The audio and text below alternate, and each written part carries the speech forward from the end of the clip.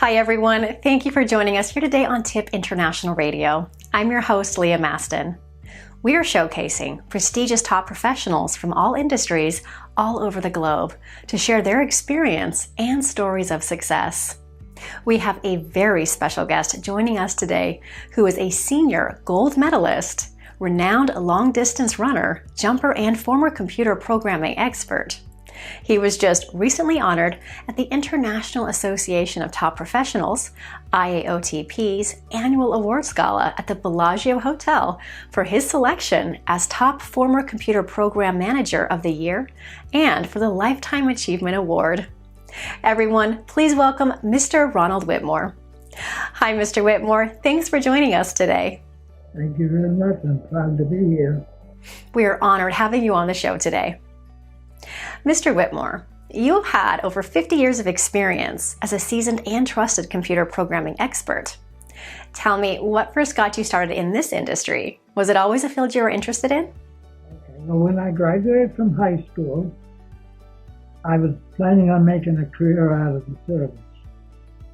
I spent 4 years in the Navy, and I didn't think the Navy was what I wanted, but I met a girl that I wanted to stay with for the rest of my life.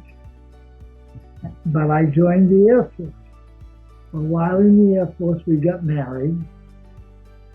But then at the end of the Air Force, to make a career out of the service, I had to re-sign up again. Well, everyone on my base was going to Vietnam. And I didn't want to leave my wife because I had just gotten married. Sure. So just before I got out, I saw this flyer in the newspaper, and it said, "Take this test, and if you do good, we'll accept you in computer programming school." So I took the test and mailed it in, and a short time later, I got a letter saying I was accepted in their school. And so I was up in Watertown, New York, and the school was down in Syracuse. So when I got out of the service, we moved to Syracuse.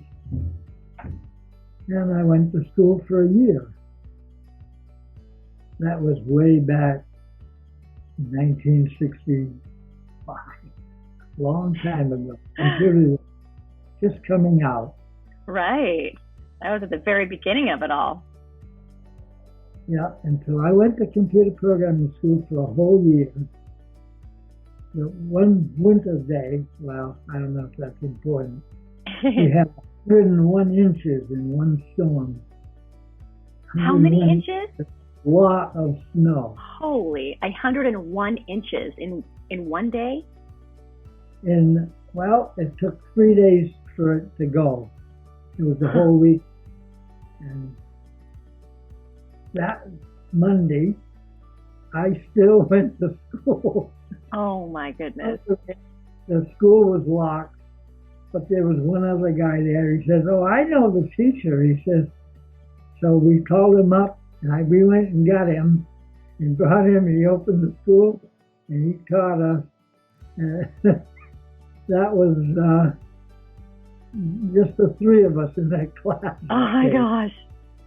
But it's good because even after I got my programming job, I never missed a day because of the weather. Oh my goodness. And I lived 45-minute drive, and people that lived right next door couldn't make it. Well, that's some dedication. So anyway, that's how I started in programming. That's how you got into it. I know you've had to overcome some huge obstacles within your career. What has been your biggest obstacle and challenge that you've had to face, whether in your current position or prior to your position, in order to pursue your goals? Well, my first problem in computer programming was when I left school, because I graduated number 2 in my class. Wonderful. A job in Green, New York as a computer programmer, and I stayed there for 1 year. And then we came back home to New Hampshire, where I live now. And I needed a job, so I went to Massachusetts, and we get the Boston newspaper, and I looked at job ads, and I went down there, and I was taking about 3 different companies a day. I would go, and every company gave you a test, and you take the test, and after a little over a week, I was getting pretty good at those tests, because they would all give me, well, there was 3 different tests, and company would give me one of those 3. And at the end, I was doing pretty good on those, because I could compute the answers, and at the end, I was just writing down the answers because I knew them. Yeah. So I finally came back to Claremont, and I went looking for a job, and I went into this company up in White River, and I took the test, and I aced it. Of course.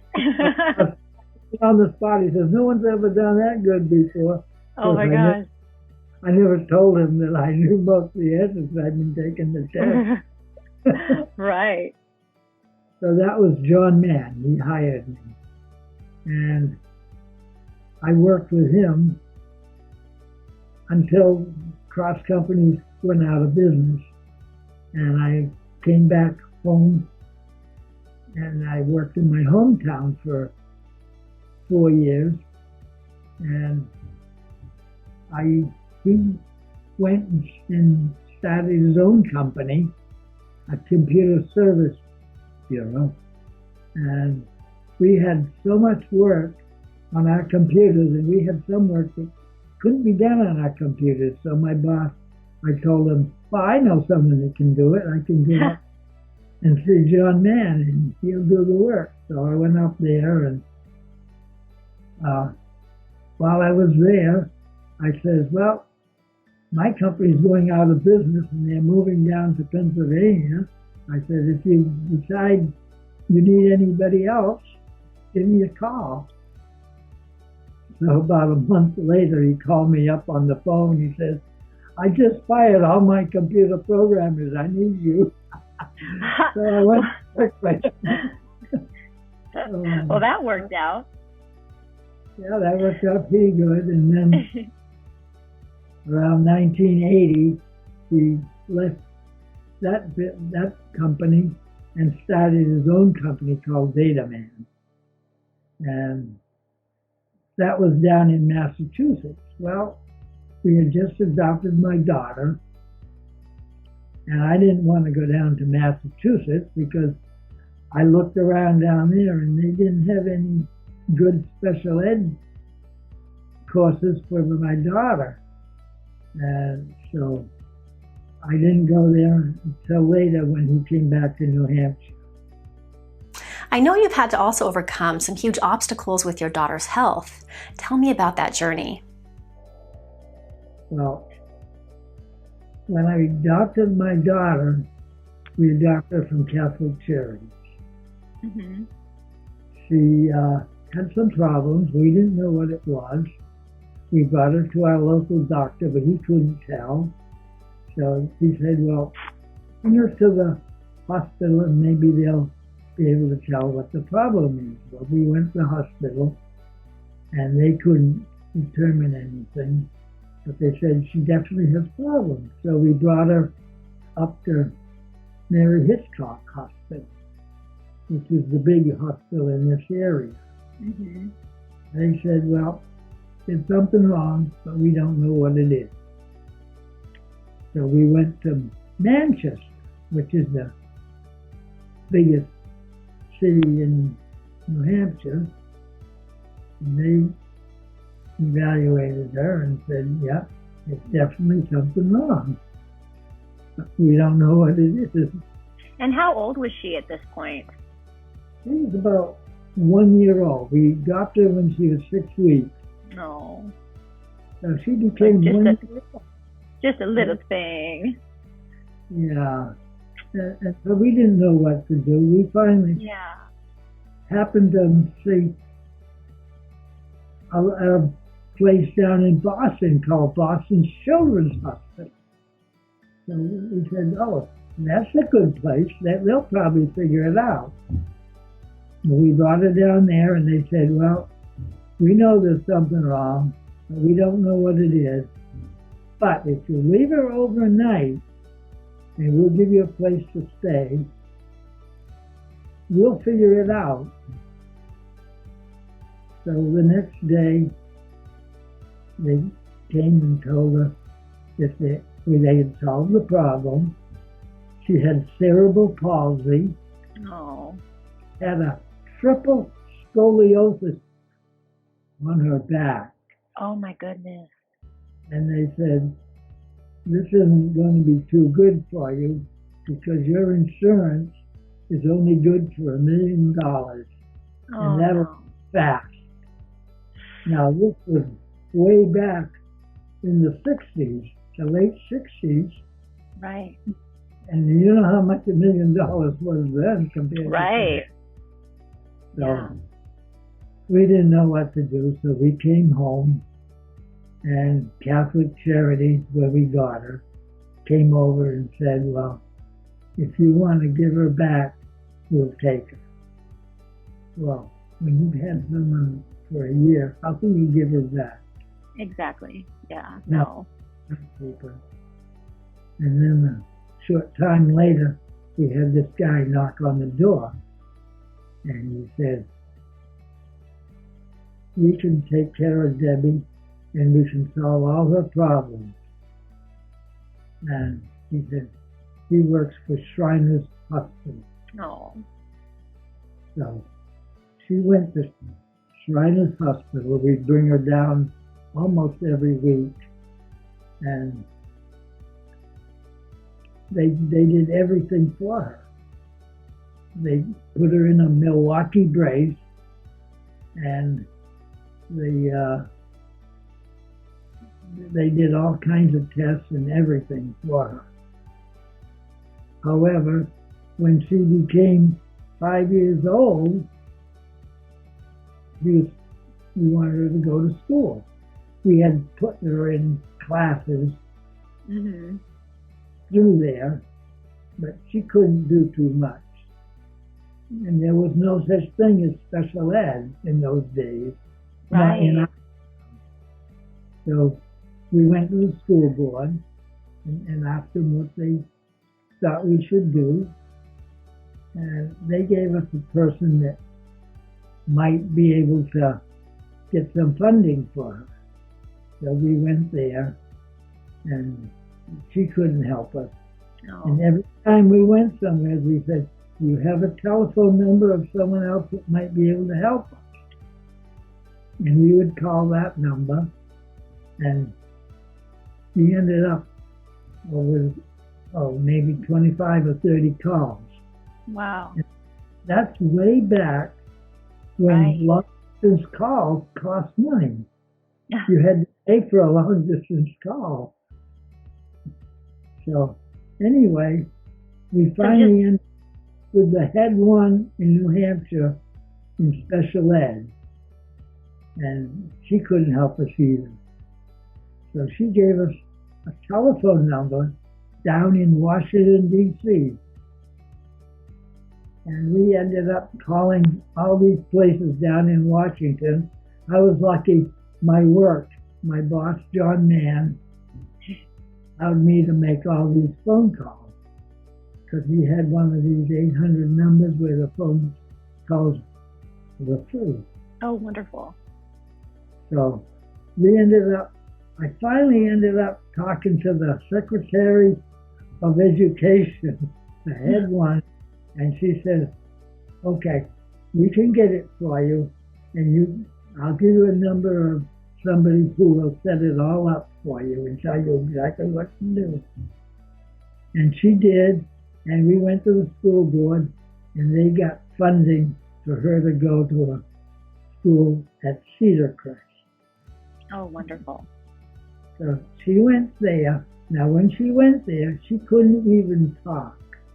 Oh. If she wanted a drink of water, she'd take our hand and bring us to the sink and say, "Wawa." And she couldn't dress herself. She couldn't do anything hardly at all. Well, she went to school there for 1 year, and they got her to talk. She could dress herself. Oh, wow. She could, if she fell, she had to get up by herself. They even told us not to help her. She has to learn. Right. Because they had taught her how to do it. And the neighbors sort of thought it was awful that we would do that. But still, we had to do it, and she did pretty darn good. So that was how special ed started in Claremont. And the next year, she went to a place called Crotchet Mountain. She went there 2 years, and then the school board told us that they were starting special ed in Claremont. But they didn't have any teachers that knew anything about special ed around here. Oh, right. We got the teachers at Crotchet Mountain to come to Claremont and teach the teachers how to teach special education. Wow. And that's how it got started in Claremont. Wow. Well, it's certainly come a long way, hasn't it? Oh, yeah, a long way. Now, she still had a brace on her back.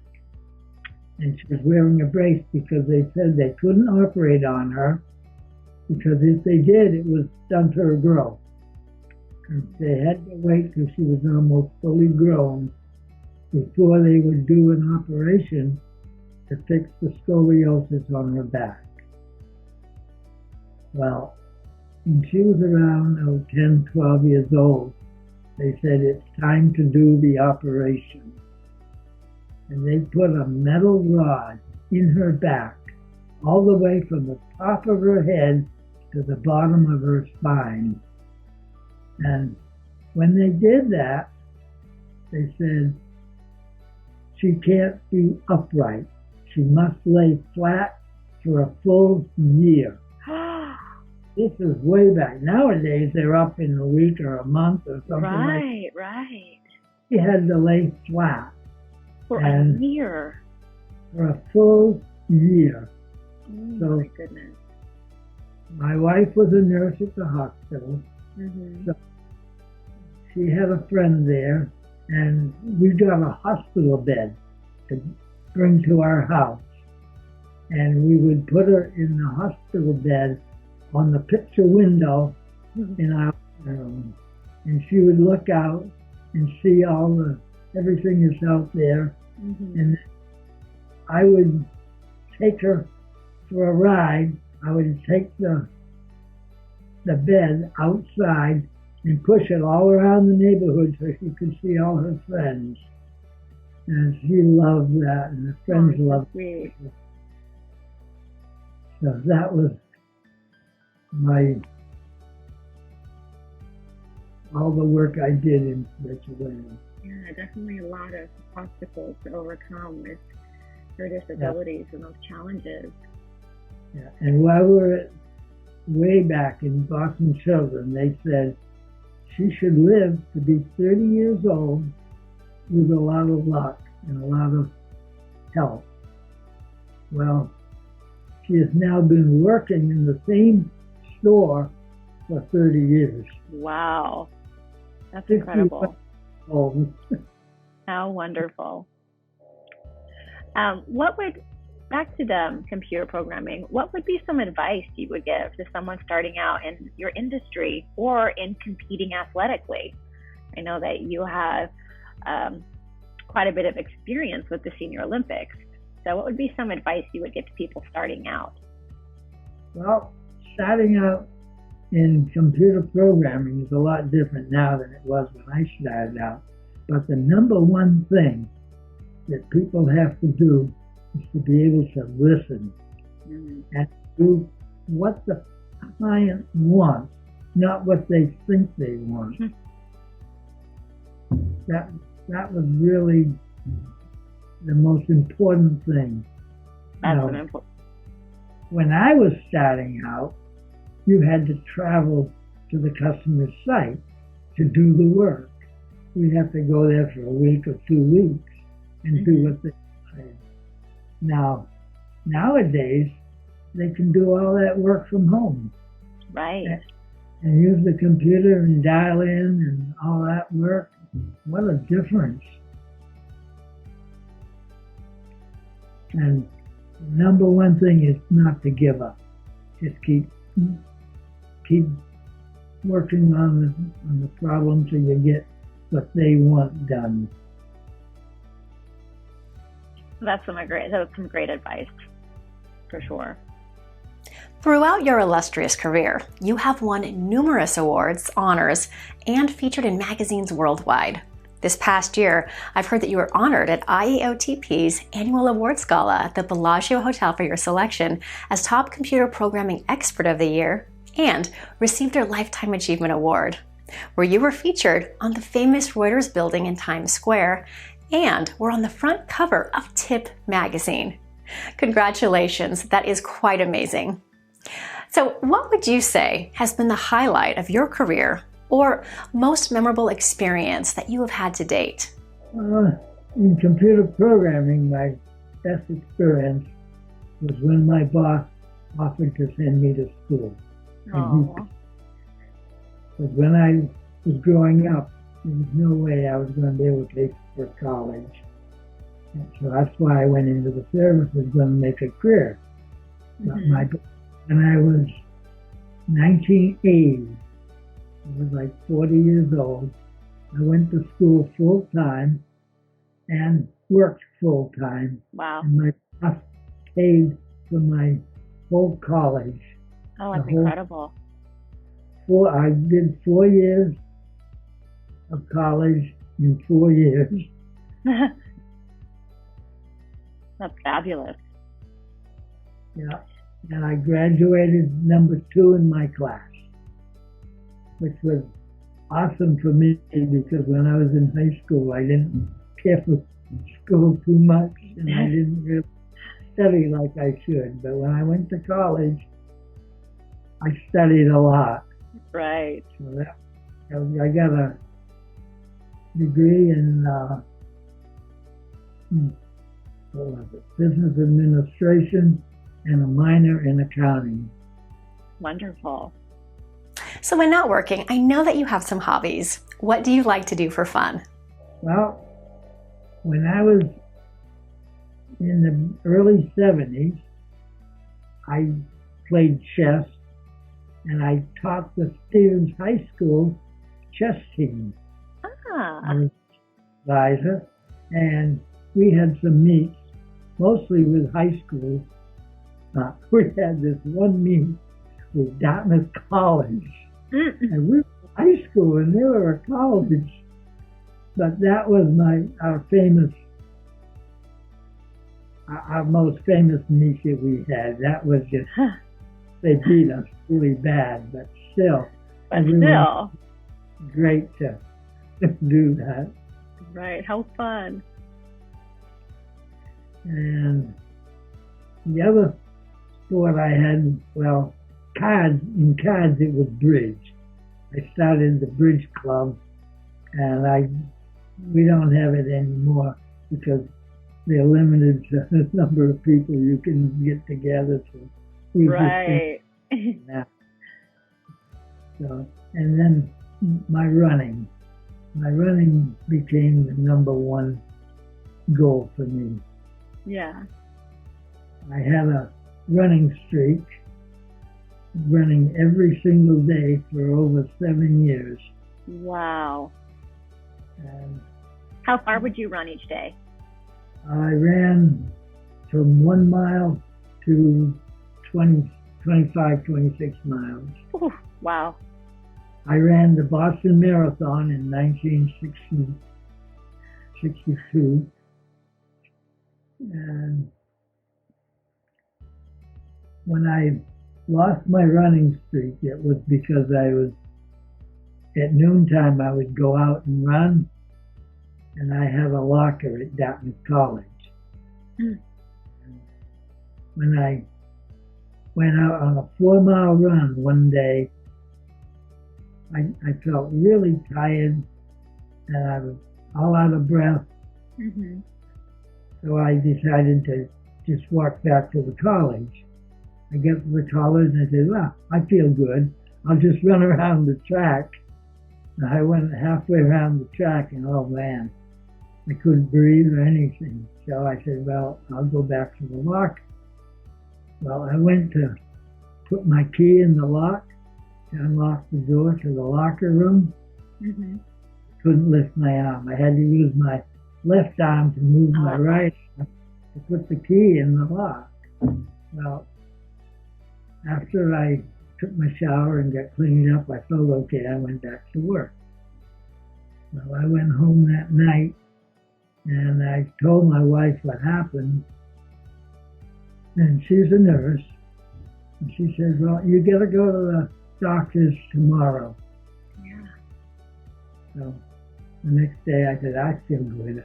I went to work. Oh no. I wasn't there very long and my doctor called me up and told me I had to come down to his office right away. Yeah.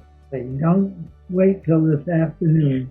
So I said, okay, I'll go down. So I went down to his office and he told me I had to go up to the hospital. And so I told him, I said, well, I haven't run yet today. I'll jog on up. Boy, he had a fit. Oh no. That was the day I lost my running streak. Oh, yeah. Way to lose it. That was my first heart attack. And that was way back before Dartmouth put stents in. Wow. So they just did an angioplasty, which you go in and open up the veins and everything. So that was my first. I've now had 4. 4 of them. Wow. So I was lucky. All my 4 heart attacks didn't do any damage to my heart. I was lucky. They were all caught during a race. You know, one time I told my doctor, I went in for just a normal check. I told him, I said, well, I don't understand it because in a race, I always pass everybody in the last mile and they all pass me. So he sent me up to the hospital and this time they put stents in. Now, after your heart attack, tell me about your involvement with the Senior Olympics. Yeah, that was my next goal was to, at 1995 was the qualifying year for the Senior Olympics in the Nationals. What you do is you qualify in your state, and if you're in the top 3, you get to go to the Nationals and represent your state. So in 95, I qualified for the Nationals. And then 94. And in 95, I qualified. And I went to Nationals in 95. And in 96, I had my heart attack. Okay. So in 97, it was okay to go to the Nationals because I still qualified. Okay. Because I was running every day, even though I had my heart attack. That was back in January, and then in June, I qualified. And then in 95, I went to the Nationals. 97, my wife had a heart attack. And she couldn't go with me to the Nationals because of her heart attack. So I had to go to Tucson alone. Well, in 2013, this was quite a bit later, yeah, I was in a race in Dartmouth.